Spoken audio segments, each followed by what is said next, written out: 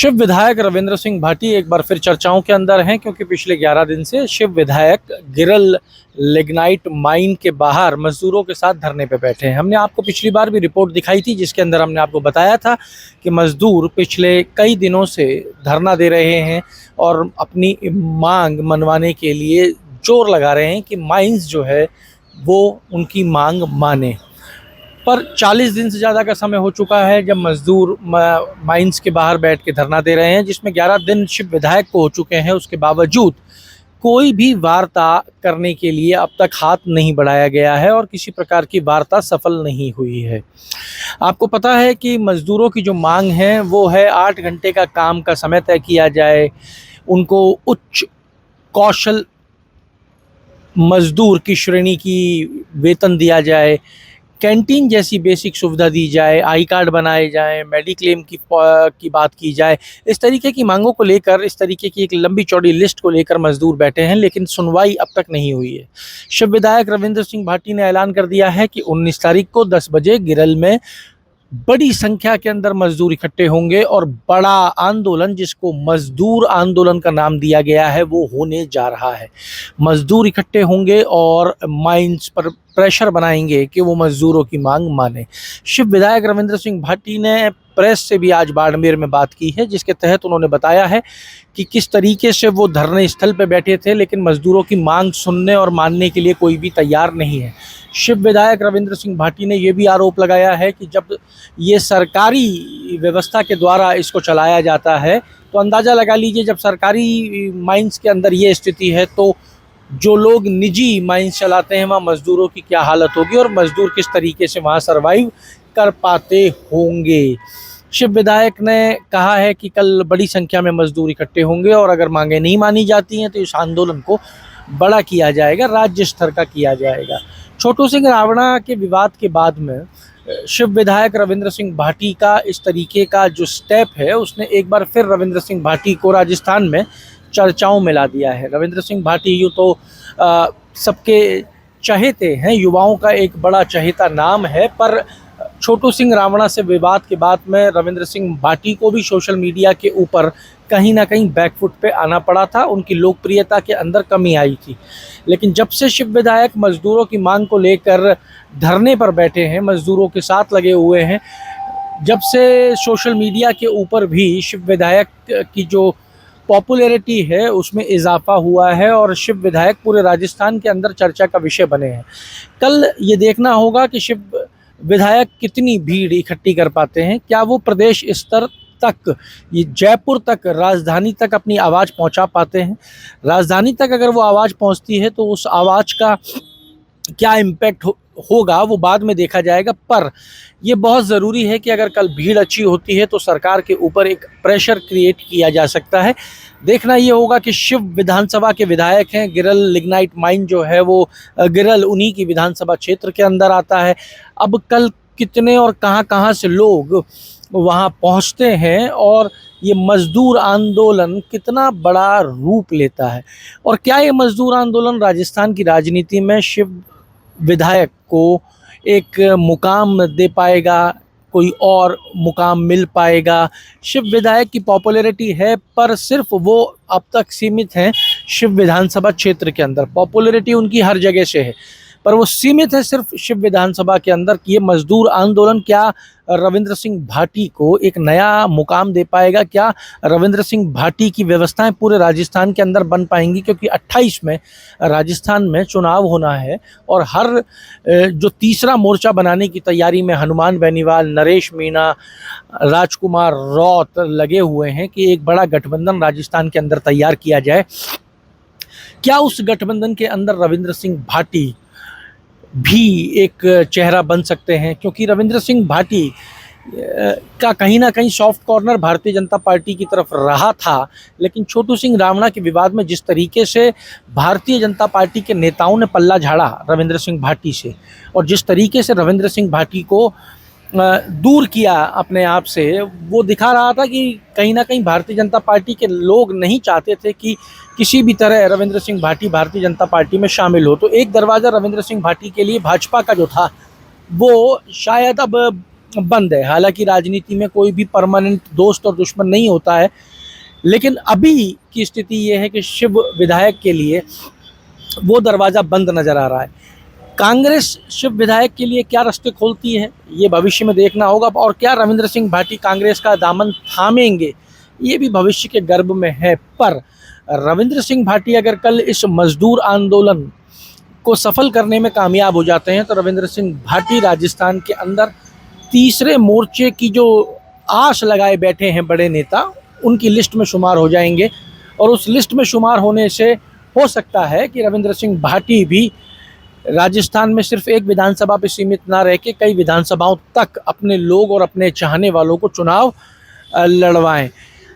हालांकि अभी ये सब बहुत जल्दबाजी है, लेकिन कल जो आंदोलन होने वाला है उसमें बहुत कुछ तय होगा। मजदूरों की मांगें अपनी जगह हैं, पर इस युवा नेता की साख भी राजस्थान में बढ़ेगी या घटेगी, ये भी कल की भीड़ के ऊपर निर्भर करेगा। रविंद्र सिंह भाटी ने क्या कुछ कहा है, ये आप सुन लीजिए।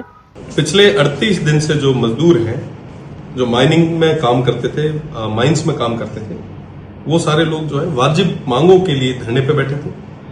और अभी तक जिला प्रशासन और जिम्मेदार लोगों के द्वारा कोई भी मजबूत कदम नहीं उठाने के कारण, उनकी वाजिब मांगों पे कोई एक्शन नहीं लिए जाने के कारण कल जो है वो मजदूर आंदोलन होने वाला है गिरल गांव में। तो हम सारे जो लोग हैं वो वहीं रहेंगे और मजदूरों के साथ में मेरा प्रदेश की सरकार से निवेदन है कि आप इन मजदूरों की जो वाजिब मांग है उनको सुने। और कोई भी सरकार हो वो हमेशा विनम्र होती है, और मजदूर मुझे लगता है कि बैकबोन है, किसी भी स्टेट का बैकबोन रहा है, तो उनकी मांगों को सुना जाना चाहिए। कल 19 तारीख को सुबह 10 बजे गिरल गांव में जो है हम लोग सभा कर रहे हैं, और सभा के बाद में तमाम चीजें जो है वहीं से तय है। उसके बाद में क्या प्लान है? अगर देखिए उसके बाद में कई सारी चीजें हैं। अगर मजदूर सारे और मजदूरों का जो मुख्य दल है वो जो आदेश देगा उसकी पालना की जाएगी। क्या लगता है विधायक पिछले 10 दिन से वहां धरने पे, 14 दिन से धरने पे, रात भी गुजार दी, उसके बावजूद बात नहीं सुन रहे, विधायक धरने बैठने के बाद बात नहीं सुन रहे? क्या ये जो प्रशासन है, ये मुझे लगता है कि उसकी विफलता है कि तमाम चीजों के सामने आने के बावजूद भी जो है वो प्रदेश की सरकार और जिला प्रशासन ने कोई मजबूत कदम नहीं उठाया। देखिए 14 दिन से हम तो बैठे हैं क्योंकि ये हमारे लोग हैं और इन लोगों की बदौलत हम लोग यहाँ पे खड़े हैं। तो जाहिर सी बात है कि प्रदेश की सरकार को इनकी वाजिब मांगों को सुनना चाहिए, उस पर कार्रवाई जो है वो करनी चाहिए। क्या लगता है इनकी वाजिब मांगे नहीं? सरकार पूरे तरीके से वाजिब मांगे हैं। अब तो सरकार क्यों नहीं सुनी? पहले तो लोग बैठे थे, फिर आप भी बैठे, उसके बावजूद भी वही हाल। देखिए जो तमाम जो लोग जो इसके पीछे हैं, मुझे लगता है कि सरकार और तमाम जो जिम्मेदार लोग हैं, सरकार तो नहीं कह सकते क्योंकि जिम्मेदार जो लोग हैं वो कहीं ना कहीं उनके उस चीज पे मुझे शक हो रहा है। हो सकता है आज के समय में कई चीजें जो है कॉम्प्रोमाइज हो जाती है, तो मुझे आज के समय में वो लगता है कि ये तमाम चीजें जो है कहीं ना कहीं कॉम्प्रोमाइज है। तो आज समय तो खुद सरकारी उपक्रम है, उसके बावजूद भी सरकार प्रशासन, देखिए ये तो विफलता है ना उनकी, ये तो विफलता है। जब सरकारी जो काम करने वाली एजेंसी है उसके माइंड्स में ये स्थिति है, तो प्राइवेट वाले मजदूरों के साथ क्या हाल होंगे ये तो आप भी समझ रहे हैं। तो उनके साथ किस लेवल पे कठोराघात हो रहा होगा ये भी आप भी देख रहे हैं। आए दिन हम देखते हैं कि साहब कोई गरीब की कोई मजदूर की लाश मिल जाती है, कहीं डेथ बॉडी मिल जाती है, उस पर कोई कार्रवाई नहीं होती। शोषण किस स्तर पे हो रहा है ये आप और हम जो है बहुत अच्छे से समझ पा रहे हैं। तो मेरा तो प्रदेश की सरकार से निवेदन है, हम ये चाहते हैं कि लॉ एंड ऑर्डर ब्रीच ना हो। अगर फिर भी इसके बाद की कोई परिस्थितियां बनी तो उसकी जिम्मेदारी प्रदेश की सरकार की। तो 30 साल हो गए, 30 साल में शोषण अभी वो होने लगा या पहले भी होता था? देखिए लगातार 30 साल से 1994 से लेके आज 2026 तक लगातार इन लोगों का शोषण हुआ है। इनकी बात किसी ने नहीं उठाई है। आप देख भी रहे होंगे कि पिछले 30 साल से लगभग 15 से 20 साल से तो आप भी रिपोर्टिंग कर रहे हैं। आपने देखा होगा कि कोई भी गिरल, आकली, थुमली, सोनड़ी, इन तमाम माइंसों की बात कहीं नहीं, किसी ने बात नहीं की। इनके मजदूरों की तो बात ही अलग है। पॉल्यूशन की वजह से वहां के लोगों की उम्र 10-10 साल कम हो गई, उसकी बात कोई नहीं करेगा। वहां पे जो माइनिंग हो रही है वो क्या नियमों के आधार पे हो रही है, इसकी बात कोई नहीं कर रहा। तो मुझे लगता है कि अभी तक प्रदेश की सरकार जो है एशिया की टॉप माइनिंग में से आने वाली इस गिरल माइनिंग की तरफ जो है ध्यान देने से बच रही है। मेरा निवेदन है प्रदेश की सरकार से, समय रहते आपने वैसे भी बहुत देर कर दी है, पर अब भी अगर आप ध्यान देंगे तो मुझे लगता है कि मजदूरों को न्याय मिलेगा। और प्रदेश की सरकारों की जिम्मेदारी होती है, देखो डेमोक्रेटिक सिस्टम है यहाँ पे ना, ये तमाम लोग जो है वो वोटर हैं, यही सरकारों को सरकार बनाते हैं, तो मुझे लगता है कि इनकी बात को सुना चाहिए। क्या रविंद्र सिंह भाटी की सरकार के लेवल पर कोई वार्ता नहीं, क्योंकि आप तो एमएलए हैं, आपकी वार्ता भी होगी। देखिए, वर्तमान समय में तमाम जो जिम्मेदार लोग हैं उनको इस बारे में अवगत करवा दिया गया है, पर अभी तक कोई संतुष्टिपूर्ण जवाब जो है वो मिला नहीं है। और जब तक ये मजदूर संतुष्ट नहीं होते हैं तब तक ये आंदोलन जारी रहेगा। तो एक सोशल मीडिया पे एक जंग ये भी छिड़ चुकी है कि भाई ये ग्रिल को लेके, कंपनी को लेके भाटी साहब धरने पे क्यों बैठते हैं, और भी कई मूलभूत सुविधाएं जैसे पानी है और भी कई है, तो उनको मैं एक चीज बताऊं आपको, 1994 से लेके 2026 तक इन मजदूरों का शोषण, और आज के समय में भी, इस दौर में भी बुरी तरीके से जो है इनको हरेस किया जा रहा है। आप क्या चाहते हैं, मैं इनको छोड़ दूं? ये मजदूर जो है ये आपके लिए मजदूर होंगे, मेरे लिए मेरे मालिक है साहब। मैं वापस उसी चीज को दोहराऊंगा कि डेमोक्रेटिक व्यवस्था में हम लोग बैठे हैं, लोकतांत्रिक व्यवस्था में हम लोग बैठे हैं। ये जो लोग हैं, जो गिरल, आकली, थुमली, जालेला, अगोरिया, खेजड़ली, ये सारे लोग मेरे लोग हैं साहब, इन्होंने मुझे वोट देके जिताया है। मैं इनके लिए मजबूती से और आगे, और जो दूसरी मांगे जो आपने मुझे बताई है, निश्चित रूप से उन तमाम चीजों के लिए भी आने वाले दिनों में जो है वो भेड़े भेड़े चार चीजें आपको नहीं पढ़ाई जाए, बारी बारी में करिए। आपके राज्य की खबरें, आपके शहर की खबरें सबसे पहले जानने के लिए देखते रहें अमर उजाला। चैनल को सब्सक्राइब जरूर कर लें और पाएं हर अपडेट।